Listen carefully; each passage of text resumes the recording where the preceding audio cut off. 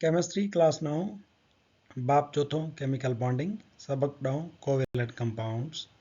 आया केमिस्ट्री जो उस्ताद नजीउल्लाह चन्ना अवांखे सिंध ऑनलाइन स्कूल में भलीकार। असांजे जो लेक्चर जा मौजू आहिनि covalent compounds and properties of covalent compounds.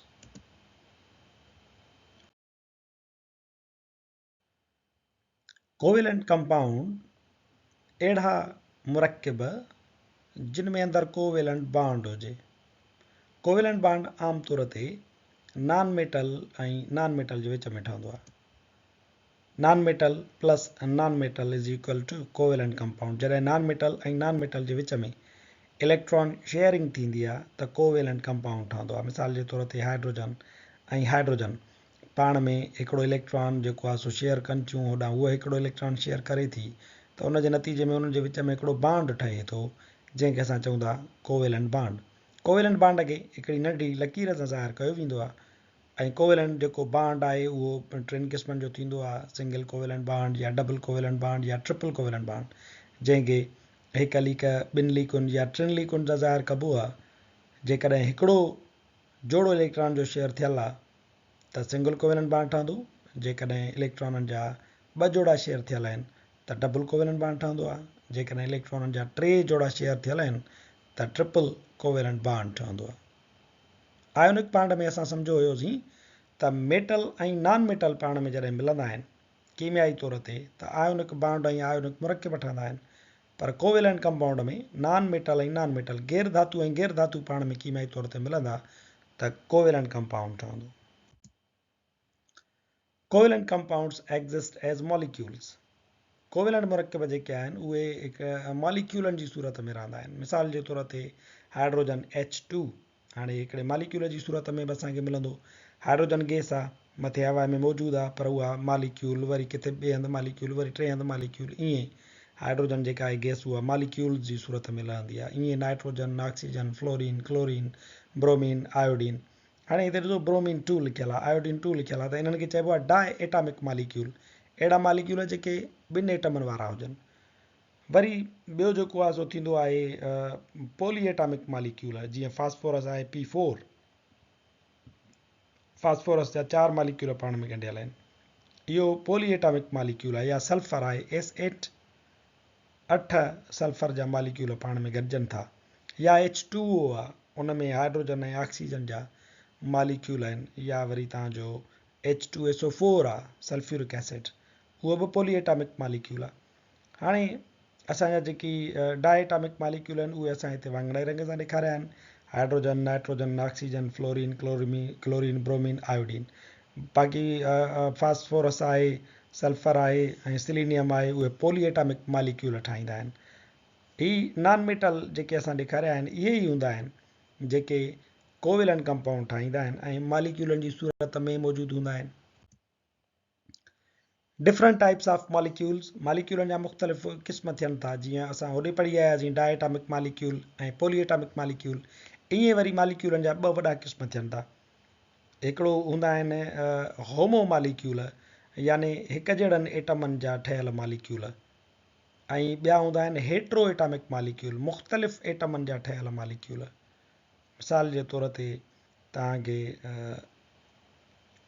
Elements are composed of only one kind of atom, त उहो जेको आहे सो असांखे ॾसींदा आहिनि होमो एटॉमिक मॉलिक्यूल। जीअं नाइट्रोजन गैस आहे या हाइड्रोजन गैस आहे, या वरी जेके नोबल गैसूं आहिनि उहे होमो एटॉमिक मॉलिक्यूल हूंदा आहिनि। पर वरी जीअं H2O आहे पाणी, या H2SO4 आहे, इहे वरी हेट्रो एटॉमिक मॉलिक्यूल हूंदा आहिनि जिन में मुख़्तलिफ़ एटम मौजूदु हुजनि। Properties of covalent compounds, covalent मुरक्किबनि जूं ख़ासियतूं। नंबर पहिरीं ख़ासियत, covalent compounds exist in gaseous, liquid and crystalline solid form. Covalent मुरक्किब जेके आहिनि उहे गैस वारी हालत में, या पाणियाठ वारी हालत में, या क्रिस्टलीन सॉलिड सूरत में, या इवन क्रिस्टलीन न हुजे हिकिड़ी पाउडर्ड सॉलिड फॉर्म में पिणु मौजूदु हूंदा आहिनि। मिसाल जे तौर ते तव्हांखे गैसूं मिली वेंदियूं, मीथेन गैस आहे, या तव्हांजी ऑक्सीजन गैस आहे या तव्हांजो जेको आहे सो क्लोरीन गैस आहे, इहे सभु कोवेलेंट मुरकब जा गैस में मिसाल आहिनि। या वरी पाणियाठ, जीअं अल्कोहल आहे, जीअं पाणी आहे, जेके बि पाणियाठ आहिनि, जीअं केरोसिन आयल आहे, जीअं आयल आहे, वेक्स आहे, उहे समूरा लिक्विड्स जी सूरत में असांखे कोवेलेंट कंपाउंड जा मिसाल मिलनि था। ऐं क्रिस्टलिन सॉलिड में जीअं शुगर आहे, उहो बि हिकिड़े क़िस्म जो जेको आहे सो असांजो क्रिस्टलिन सॉलिड आहे, पर कोवेलेंट कंपाउंड आहे। ऐं ईअं वरी गंधरफ आहे, सल्फर, उहो पाउडर्ड फॉर्म में बि असांखे मिलंदो आहे। त इहे जेको आहिनि असांजा उहे कोवेलेंट मुरकबनि जा मिसाल आहिनि। आयोनिक कंपाउंडनि जे बारे में पढ़ियो हुयोसीं त उहे असांखे सिर्फ़ु क्रिस्टलिन सॉलिड फॉर्म में मिलंदा आहिनि, पर कोवेलेंट कंपाउंड गैस जी हालत में मिलनि था, लिक्विड जी हालत में मिलनि था, ऐं कुझु जेको आहे सो क्रिस्टलिन सॉलिड फॉर्म में मिलनि था। क्रिस्टलिन सॉलिड फॉर्म में जीअं ग्रेफाइट जो मिसाल आहे या हीरे जो मिसाल आहे, उहे बि असांखे क्रिस्टलिन हालत में मिलंदा आहिनि।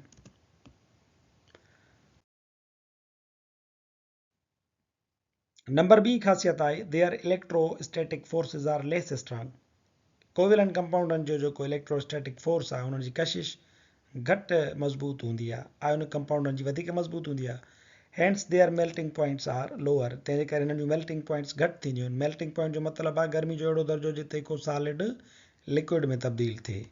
मिसाल जे तौर ते खंड जो जेको मेल्टिंग पॉइंट आहे उहो आहे 184 डिग्री सेंटीग्रेड। लूण जो असां मेल्टिंग पॉइंट पढ़ियो हुयोसीं त उहो तक़रीबन 800 डिग्री सेंटीग्रेड हुयो। ईअं जेके ॿिया मुरकब आहिनि, जीअं इथनोल आहे, उनजो मेल्टिंग पॉइंट आहे -114, अमोनिया जो आहे -77, सीज़ियम ब्रोमाइड जो आहे +636, सीज़ियम ब्रोमाइड, उनजो मेल्टिंग पॉइंट तमामु घणो आहे, छो त इहो कोवेलेंट कंपाउंड कोन्हे, को आयोनिक कंपाउंड आहे। हाइड्रोजन जो मेल्टिंग पॉइंट आहे -259, हाइड्रोजन क्लोराइड जो आहे -114, वरी मैग्नीशियम ऑक्साइड जो आहे प्लस में 2825, ऐं इहो आयोनिक कंपाउंड आहे, उनजी मेल्टिंग पॉइंट तमामु घणी हाई आहे।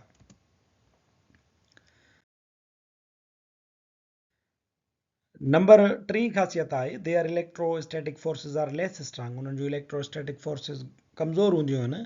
Hence their boiling points are even lower, तंहिंजे करे उन्हनि जूं बॉइलिंग पॉइंट्स अञा घटि हूंदियूं आहिनि। बॉइलिंग पॉइंट जो मतिलबु आहे गर्मी जो अहिड़ो दर्जो जिते लिक्विड गैस में तब्दील थी वञे। फॉर एग्ज़ाम्पल इथनोल जो जेको बॉइलिंग पॉइंट आहे उहो 78 डिग्री सेंटीग्रेड आहे, पर सीज़ियम ब्रोमाइड जो तव्हां ॾिसो बॉइलिंग पॉइंट 1300 डिग्री सेंटीग्रेड आहे, आयोनिक कंपाउंड आहे। हाइड्रोजन क्लोराइड जो बॉइलिंग पॉइंट आहे -85, पर मैग्नीशियम ऑक्साइड जो आहे 3600 डिग्री सेंटीग्रेड। ईअं वरी नाइट्रोजन जो आहे -196 बॉइलिंग पॉइंट, त वरी सोडियम क्लोराइड जो आहे 1465 बॉइलिंग पॉइंट। आयोनिक मुरकबनि जो तव्हां ॾिसो बॉइलिंग पॉइंट तमामु वॾो आहे, पर कोवेलेंट कंपाउंड्स जो बॉइलिंग पॉइंट तमामु घणो लोअर हूंदो आहे। नंबर चोथों आहे, covalent compounds are of two types. Covalent मुरकब ॿिनि क़िस्मनि जा थींदा आहिनि, हिकिड़ा थींदा आहिनि पोलर, ॿिया थींदा आहिनि कोवेलेंट मुरकब नॉन पोलर। हाणे जेको पोलर थींदा कोवेलेंट कंपाउंड, उहे हूंदा आहिनि इलेक्ट्रोलाइट, यानी बर्क़पाश, जन मां बिजली टपी वञे, जीअं एसिटिक एसिड आहे सॉल्यूशन, उहो जीअं त पोलर आहे, उन जे करे उन मां जेका बिजली आहे उहा क्रॉस करे वञे थी ऐं वञी करे बल्ब खे ॿारींदी आहे, यानी इलेक्ट्रिक करंट इन मां गुज़री सघे थो। Acetic acid polar covalent compound आहे। पर असांजो इथनोल जेको आहे उहो नॉन पोलर कोवेलेंट कंपाउंड आहे, त उन जी ॾिसो त इलेक्ट्रोलाइट जेका आहे कंडीशन उहा नॉन इलेक्ट्रोलाइट वारी आहे, इलेक्ट्रोलाइसिस हिन मां कोन थी थिए, इन जे करे बल्ब कोन थो ॿरे। आयोनिक कंपाउंड जेके हुया उहे असां पढ़ियो होसीं त उहे इलेक्ट्रोलाइट थींदा आहिनि, पर उहे या त हुजनि फ्यूज़ हालत में, यानी पाण रिजियल हुजनि, या वरी पाणी में ॻरियल हुजनि। पर जेके पोलर इलेक्ट्रोलाइट्स थींदा आहिनि उहे तव्हांजा जेकॾहिं लिक्विड हालत में आहिनि त उन्हनि मां त बिजली क्रॉस करे वेंदी, इलेक्ट्रोलाइट हूंदा। पर जेकॾहिं मिसाल जे तौर ते अहिड़ो को कोवेलेंट कंपाउंड आहे जेको सख़्तु हालत में आहे, त उन मां पिणु उनजो जेकॾहिं असां सॉल्यूशन ठाहियूं त उन मां बिजली क्रॉस करे थी, त उनखे असां सॾींदासीं इलेक्ट्रोलाइट, ऐं जेकॾहिं उन मां बिजली क्रॉस नथी करे त उनखे सॾींदासीं नॉन इलेक्ट्रोलाइट। पंजी प्रॉपर्टी आहे त polar covalent compounds dissolve in polar solvents like water. Polar जेके मुरकब हूंदा आहिनि उहे पोलर ॻारींदड़नि में, पाणीअ वग़ैरह में ॻरंदा आहिनि, पर नॉन पोलर जेके मुरकब आहिनि, हाणे नॉन पोलर जेके मुरकब आहिनि उहे कोवेलेंट कंपाउंड जो हिकिड़ो ॿियो क़िस्म आहे, are soluble in non polar solvents like oil, petrol, kerosene oil. Non polar जेके मुरकब आहिनि उहे पाणी में कोन ॻरंदा, उहे पेट्रोल में या तेल में या केरोसिन ऑयल में गासलेट वग़ैरह में ॻरंदा आहिनि। मिसाल जे तौर ते असां गेडरनि टीहरनि खे रंग कंदा आहियूं त उहो रंग जॾहिं असांजे नहनि ते लॻंदो आहे, आङुरनि ते लॻंदो आहे, त उहा ऑयल पेंट पाणीअ सां कोन हलंदी आहे। छो त पाणी पोलर आहे, जॾहिं त जेको रंग आहे नॉन पोलर आहे। इन जे करे हिनखे ॻारण लाइ, हिनखे लाहिण लाइ असांखे केरोसिन ऑयल, गासलेट वग़ैरह या पेट्रोल जो इस्तेमालु करणो पवंदो आहे। पोइ इहो नॉन पोलर जेको रंग आहे नॉन पोलर में ॻरी वेंदो आहे। केमिस्ट्री में चवंदा आहिनि लाइक डिज़ॉल्व लाइक, यानी जहिड़ी शइ हूंदी ओड़ी शइ में ॻरंदी। हाणे जेकॾहिं पाणी पोलर आहे, उन में का शइ ॻरी थी वञे, खंडु ॻरी वई, त सम्झो त खंडु जेका आहे उहा पोलर आहे। जेकॾहिं उन में लूणु ॻरी वियो त लूणु बि सम्झो त उहो पोलर आहे। पर जेकॾहिं पाणीअ में वैक्स जेका आहे, मेण नथी ॻरे, त माना मेण जेका आहे उहा नॉन पोलर आहे। पाणीअ में जेकॾहिं चर्बी नथी ॻरे त चर्बी सम्झो त नॉन पोलर आहे। पाणी खणी करे तव्हां मुख़्तलिफ़ घर में शयुनि खे उन में ॻारे ॾिसो, उन मां तव्हांखे ख़बर पवंदी पाणी में जेके शयूं ॻरी थियूं वञनि उहे पोलर आहिनि, ऐं पाणीअ में जेके शयूं नथियूं ॻरनि उहे नॉन पोलर आहिनि। असांजो जेको लेक्चर हिते पुॼाणी ते पहुचे थो। वधीक वीडियोज़ लाइ ॾिसंदा रहो सिंध ऑनलाइन स्कूल।